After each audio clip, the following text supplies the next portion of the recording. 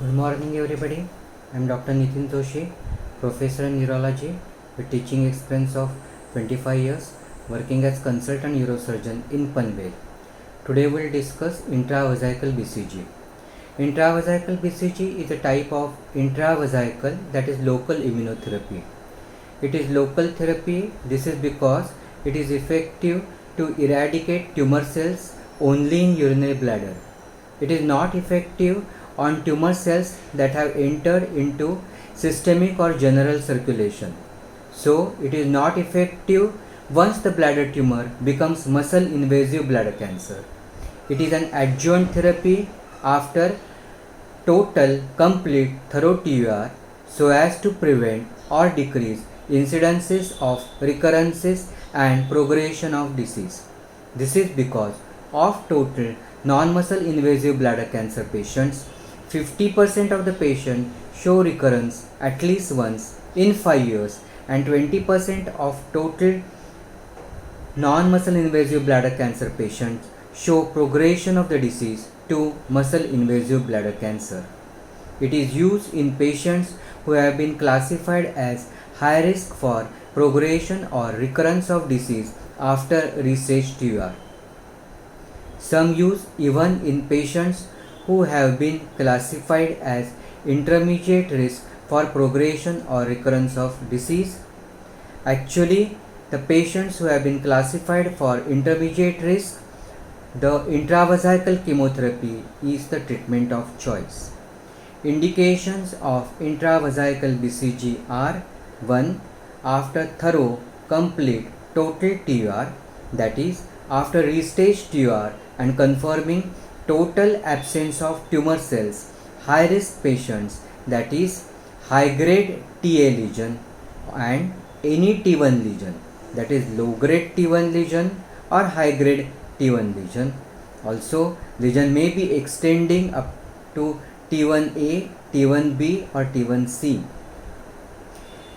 So, in spite whether it is T1A, T1B or T1C, that is the extent of spread in the lamina propria, the any T1 lesion and presence of carcinoma in situ. Second, in case of failure of intravesical therapy, the tumor characteristics on histopathology decides the role of intravesical BCG. That is, tumors with low risk for recurrence or progression of disease, then intravesical BCG is not typically recommended.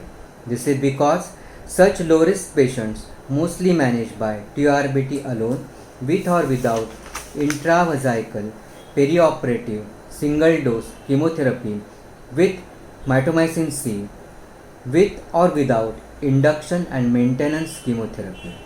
Intravesical BCG in such low risk patient become overtreatment. Second, presence of aberrant or high risk aggressive histopathological variant like micropapillary tumor or small cell tumor. Such aggressive tumors are at high risk for early spread to regional lymph nodes or even development of distant systemic metastasis. So, intravesical BCG, which is local therapy, is not sufficient to control the disease in such aggressive patients. It is a live attenuated vaccine prepared from Mycobacterium bovis. Mycobacterium bovis is highly virulent and is a causative agent for bovine tuberculosis. It is live attenuated, means organisms present in vaccine are alive, and attenuated means the toxicity of organisms have been reduced but their antigenicity is maintained. Attenuation is achieved by experimental observation of scientists Guerin and Calmette. They observed that incubation of organism Mycobacterium bovis in glycerin bile potato medium rendered bacteria slightly less virulent. Over next 13 years, they typically pass the Mycobacterium bovis bacteria 231 times, and in 1920 ultimately a strain is obtained which is avirulent. This unique avirulent strain is called Bacillus of Calmette and Guerin, short form BCG. Prerequisites for intravesical BCG are: 1. Patient should be immunologically competent, that is, should have intact immune apparatus. 2. Restage TUR should be total, thorough, complete TUR. That is, after resection of tumor proper and tumor base, cold cup biopsies should be taken from edge and the base of the tumor to confirm complete tumor-free state and achieve wide and deep resection. On histopathology of restage tumor, there should be no residual tumor and there should be no upstaging from non-muscle invasive bladder cancer to muscle invasive bladder cancer. The next prerequisite, intravesical BCG should be started 4 weeks to 6 weeks following TURBT so as to allow epithelialization of resection site, thus preventing intravasation. Contraindications to intravesical BCG installation: 1. Immunocompromised or immunosuppressed patients. Studies have shown that in transplant patients being on immunosuppressants, there is a risk of reactivation of tuberculosis. On intravesical BCG installation, then there is a risk of intense immune response with release of massive cytokines. The cytokines bring about destruction of graft, thus loss of graft, that is graft rejection. Similarly, elderly age group patients, poor nutrition, poor performance status are also responsible for immunodepression, thus the risk of reactivation of tuberculosis. Second group of patients in which intravesical installation of BCG is contraindicated are those who are at risk of intravasation of BCG, thus risk of entry of live organism in circulation. These group of patients are: 1. Immediately after TUR before healing of epithelialization of the process is complete. 2. Traumatic catheterization, then postpone intravesical BCG installation for 1 to 2 weeks. C. Presence of microscopic or macroscopic hematuria. D. Active infection. Here, due to active urinary tract infection, there is inflammation causing vasodilatation with increased permeability. So, there is increased chance of intravasation of the bacilli, that is, entry of live bacillus in general circulation. Third, related to past history suggestive of BCG sepsis, which is life-threatening condition. Fourth group of patients, in patient with past history of tuberculosis. In this group of patients, due to past history, that is, whenever there is active tuberculous disease, immune apparatus is already stimulated or sensitized or primed. That is, there is presence of T memory cells present in the lymphoid organs like lymph nodes or spleen. In such patients, even a small dose of entry of bacterium in circulation, even accidentally, then there will be secondary response, that is, immediate, rapid, strong, heightened immune response at the site of entry.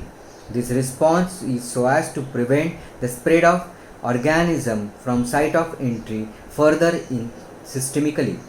This is due to immediate recognition of foreign antigen, that is mycobacterium, which has entered in the body second time, which is recognized by memory cells immediately. This secondary response results into intense cytokine release, that is cytokine storm, resulting into life-threatening condition, that is BCG sepsis. So, according to some, in patients with past history of tuberculosis, better to rule out even microscopic hematuria by bedside dipstick test and microscopy to see whether the presence or absence of RBC. Management strategy in patients who detected to have presence of microscopic hematuria at the time of BCG vaccine. 1. There are two possibilities for this microscopic hematuria. 1. Presence of active infection. 2.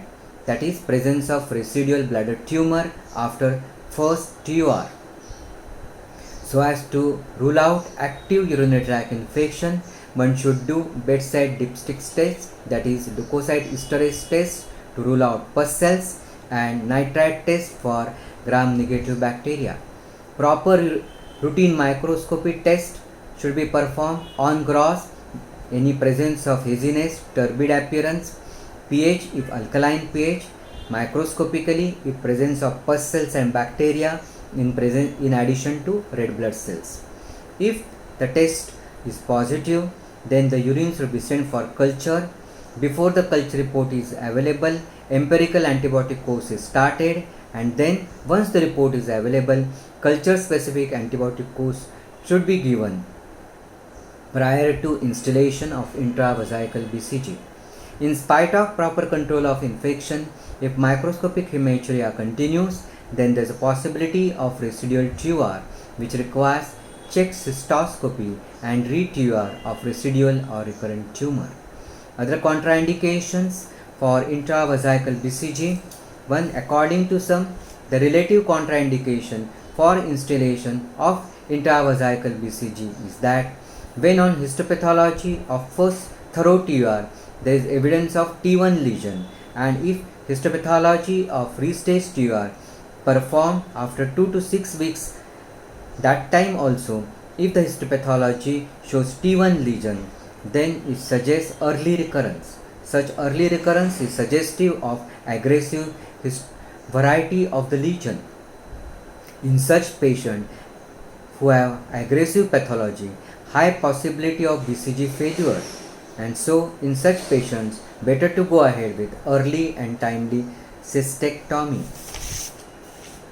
Other contraindication which is relative is an active liver disease.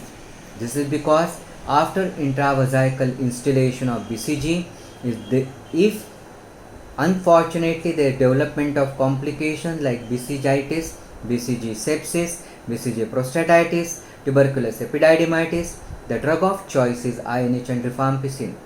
Particularly in life-threatening condition like BCG sepsis, the drugs like INH and rifampicin are life-saving. However, both these drugs, that is INH and rifampicin, have inherent complication of hepatotoxicity. So in patients with compromised liver function, this added hepatotoxicity can push patient to life-threatening liver cell failure. So before starting intravesical BCG installation, evaluation of the patient with proper liver function test is essential. Other contraindication is total incontinence of urine. Controversial contraindications to intravesical BCG are patients who are on blood thinners or on antiplatelet drugs or who are on statins. According to one school of thought, antiplatelet drugs, by their mechanism of action, responsible for increased tendency towards bleeding. This increased risk of bleeding also increases the risk of intravasation. However, studies have shown that there is no such much increased risk. According to some, there is no risk at all.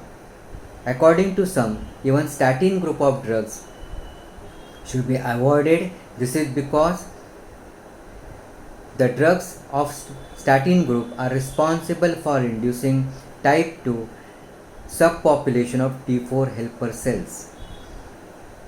Because of induction of type 2 T4 helper cell, there is suppression or reduction of type 1 T4 helper cell. This type 1 T4 helper cell response is actually protective.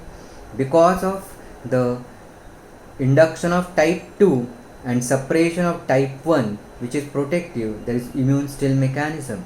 However, studies have not shown much significant difference even in patients who are taking statins after BCG vaccination. Method of delivering BCG vaccination in patients having TCC of prostatic urethra. Tumors located in prostatic urethra may not have adequate exposure to BCG vaccine after intravesical installation. So to improve the effectiveness 3 to 4 weeks prior to intravesical BCG installation, perform a limited TURP, and after TURP instill intravesical BCG. This will facilitate surface contact of BCG vaccine with urothelium of prostatic urethra. Strategies to improve the efficacy of BCG vaccine are: 1. To prevent dilution of BCG vaccine, and second, to achieve close, intimate contact of vaccine with urothelium in adequate dose and for adequate duration, which is achieved by decreasing the production of urine and use of antispasmodic or parasympathetic drugs to inhibit uninhibited bladder contraction. To prevent dilution of BCG vaccine, the strategies used are: 1. Instill vaccine on empty bladder. So, ask the patient to pass urine just before intravesical BCG instillation. Second, by reducing urine output by A.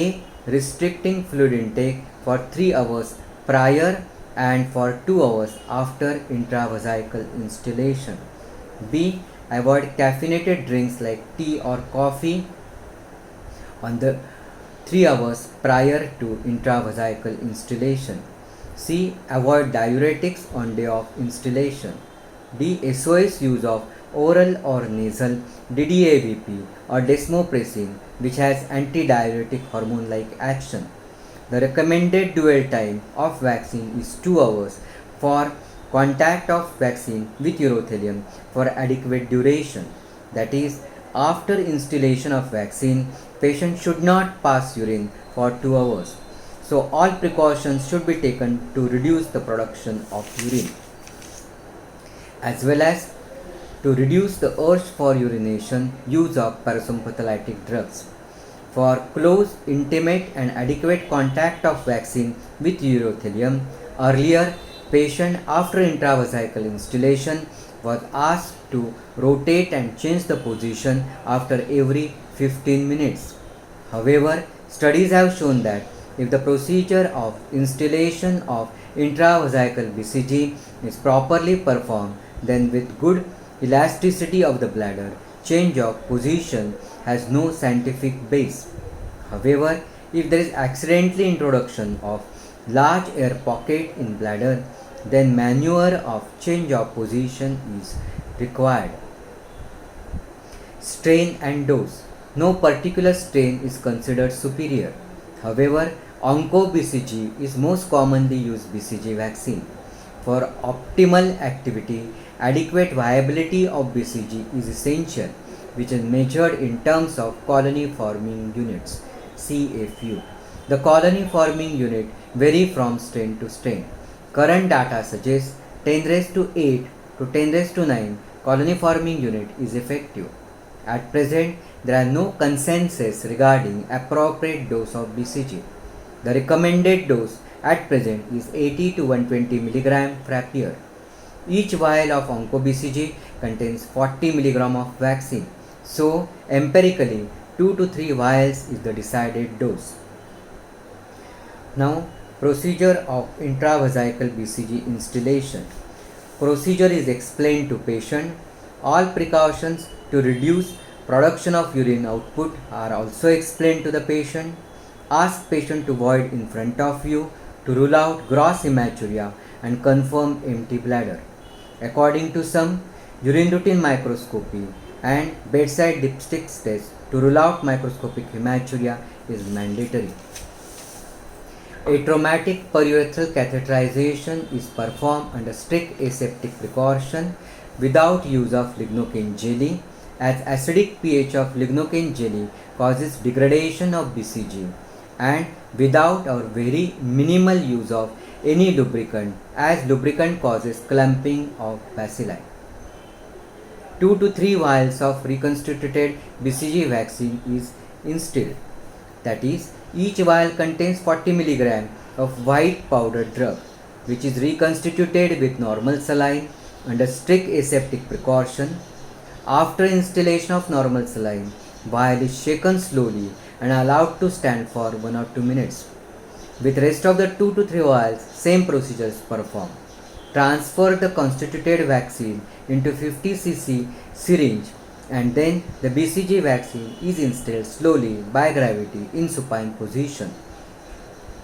As soon as vaccine is instilled, catheter is removed and discarded in biohazard as vaccine contains live bacilli. Then patient is asked to lie in the same position for some time. The good elasticity of normal bladder allows proper coating of the vaccine with the bladder wall. Then patient is allowed to ambulate normally during retention period of 2 hours. After 2 hours, patient is allowed to void. Patient is instructed that next few samples of urine are to be discarded with care as urine will contain live bacilli. So, urine to be decontaminated with bleaching powder.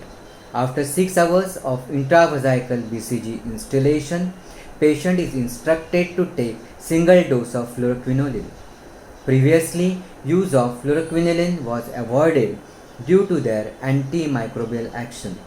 However, studies have shown that short course of fluoroquinolone decrease incidence of moderate to severe adverse events. So all patients are advised to take single dose of fluoroquinolone 6 hours after intravesical BCG instillation. Also, inform regarding possibility of development of storage voiding symptoms to patient. Also ask the patient to report if the severity of storage voiding symptoms increase suddenly. Schedule of intravesical BCG. At present, there are no consensus regarding proper schedule, but the suggested schedule is initial 6-weekly induction course after 2 to 4 weeks of TURBT with maintenance course of 3 weekly, that is mini cycle at 3 months, 6 months, and then 3 weekly every 6 months for 3 years is ideal, but at least 1 year maintenance is mandatory. The initial weekly installation for 6 weeks is induction course, while subsequent weekly installation for 3 weeks for 1 year is a maintenance course. Studies have shown that incidence of recurrence is much less in patients who have received maintenance course in addition to induction course. Mechanism of action of intravesical BCG in short. Intravesical BCG is a classical example of local, non-specific active immunotherapy. It involves both innate or natural and acquired or adaptive immunity. Initially, it involves innate or natural immunity, which involves participation of polymorphonuclear cells, that is neutrophils and macrophages. Gradually, there transition from innate to acquired immunity, which involves T4 helper cells. Due to cytokine interleukin 12, the differentiation of this T4 helper cell into type 1 T4 helper cell, which secrete cytokines tumor necrosis factor alpha, interleukin 2 and gamma interferon. The main effector cells of cell-mediated immunity through type 1 T4 helper cells are C8 cytotoxic T cells or T4 killer cells, and other effector cells are natural killer cells and macrophages. Together of all this effector cell effect is tumoricidal effect. The consolidation is by memory cells or prime cells, which are responsible for strong, powerful, immediate immune response, which is called as secondary response, and this immune response or secondary response is responsible for giving remission in 50% of patients who have received intravesical BCG vaccine. The basis of using Mycobacterium bovis in preparation of BCG vaccine is that it stimulates production of adhesion molecules and co-stimulatory factors, which are important for interaction between immune cells and tumor cells. The first step begins with adhesion of mycobacteria to the wall of urinary bladder through interaction between fibronectin protein molecule of urinary bladder and fibronectin receptor present on the wall of Mycobacterium bovis. Here, the innate immunity begins with toll-like receptors and through release of cytokines. The second stage of inflammation then starts, where there is accumulation of large number of neutrophils which secrete toxic granules, TRAIL and FSLs. TRAIL and FSLs are responsible for apoptosis of tumor cells.